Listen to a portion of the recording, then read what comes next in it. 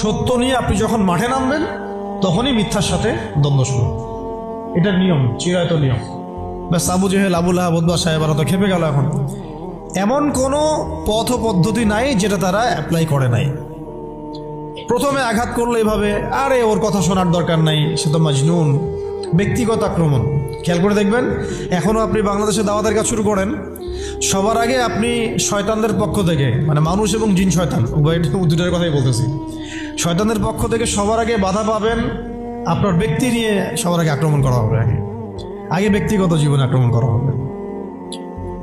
আগে আপনাকে রাষ্ট্রীয় নির্যাতনের শিকার করা হবে না, ওটা পরে আসবে, শেষে আসবে। আগে ব্যক্তি থেকে, তারপর পরিবার থেকে, সমাজ থেকে, ধর্মনেতা থেকে, তারপর রাষ্ট্র থেকে, এইভাবে বাধা আসে আর কি। তা রাসূল সাল্লাল্লাহু আলাইহি ওয়াসাল্লামকে প্রথমে বলা হচ্ছিল যে মাজনুন, নাউজুবিল্লাহ মিন যালিক, সাহের, জাদুঘর, নাউজুবিল্লাহ, ফারিকুল জামাত বিভক্ত করতেছে, নাউজুবিল্লাহ। তারপরে বলা হচ্ছে আর কি বলেন, শায়ের, কবি, আর এরকম প্রায় 8-10টা কথা বলা হচ্ছিল, 8-10টার মতো কটাক্ষ করা হচ্ছিল প্রথম 3 বছরে। কিন্তু তেমন কোনো শারীরিক নির্যাতন করা হচ্ছিল না প্রথমে।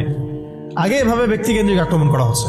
এরপর আল্লাহ পাক জবাব দিচ্ছেন, কোরআন নাজিল হচ্ছে, প্রত্যেকটার অ্যান্সার আসতেছে কোরআনে, তাই না? দাওয়াতের গতি বাড়তেছে, আলহামদুলিল্লাহ। মানুষ তো একবার ইসলামে আসলে আর ফিরে যাচ্ছে না। জান্নাতের খবর পেয়ে গেছে মানুষ। কোথায় ছিলাম, অন্ধকার থেকে আলোতে চলে আসছে। আর যারা এই নূরের স্বাদ একবার পেয়েছে তারা কি আর ফিরে যাবে?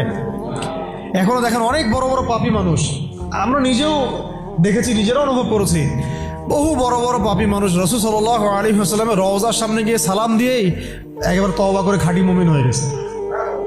বহু মানুষ আছে এমন, অনুভূতি কাজ করে ওখানে গেলে। একটা অনেক পাপী মানুষ ছিল, কাবা ঘর ধরে যেই টাচ করছে কাবা ঘরে, চোখ দিয়ে দরদর করে পানি পড়া শুরু হয়েছে, সে তার লাইফকে সংশোধন করে নিয়েছে। আর সেখানে তো সাহাবীরা রাসূলের কাছে যাচ্ছেন, তার দরবারে বসছেন, হাতে হাত রেখে বায়াত করতেছেন, তাকে তার পা ধুয়ে দিচ্ছেন, তাকে ওযু করাই দিচ্ছেন। সারাদিন তারা রাসূল সাল্লাল্লাহু আলাইহি ওয়াসাল্লামের সাথেই আছে। কত বড় সৌভাগ্যের বিষয়। এখন প্রথমে যখন দেখা গেল এইসব দিয়ে কাজ হচ্ছে না, তারপর তারা অর্থনৈতিক চাপ দেওয়া শুরু করলো, সামাজিক বয়কট করা শুরু করলো। কারা?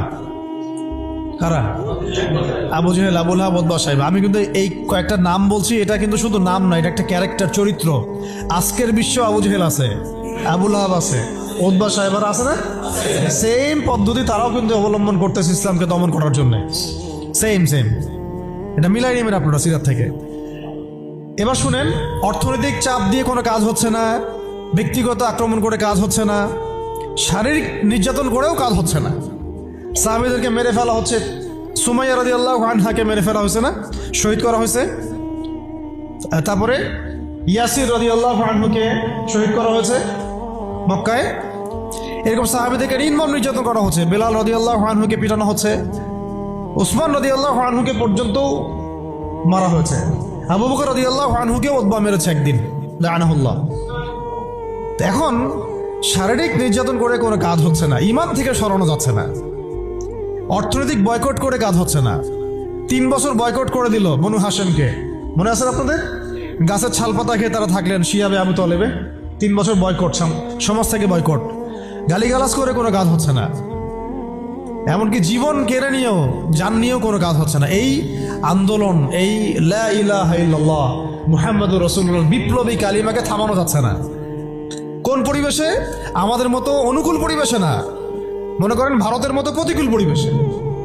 মনে করেন, বোঝানোর জন্য বললাম যে একটা গভর্নমেন্ট আছে, সে চরমভাবে ইসলাম বিদ্বেষী, সে তার গুন্ডা পান্ডা দিয়ে মুসলিমদেরকে পিটাচ্ছে আর মারতেছে, এখন যেখানে সেখানে, দেখতেছে না?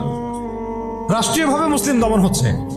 একটা তো হলো রাষ্ট্রীয়ভাবে না, মানে অরাজনৈতিকভাবে কেউ ইসলামের বিরোধিতা করতেছে, সেটা আলাদা ব্যাপার। একটা হচ্ছে রাষ্ট্রীয়ভাবে ইসলামকে দমন করা হচ্ছে। কোথায়? ভারতে, সবাই জানি। তো রাষ্ট্রীয়ভাবে দেখেন গাজাকে আজকে ধ্বংসস্তূপে পরিণত করা হলো বৈশ্বিকভাবে। জাতিসংঘের প্রত্যক্ষ মদত এগুলো হয়েছে, আমেরিকার প্রত্যক্ষ সহযোগিতা এগুলো হয়েছে, পশ্চিমাদের প্রত্যক্ষ মদত এগুলো হয়েছে।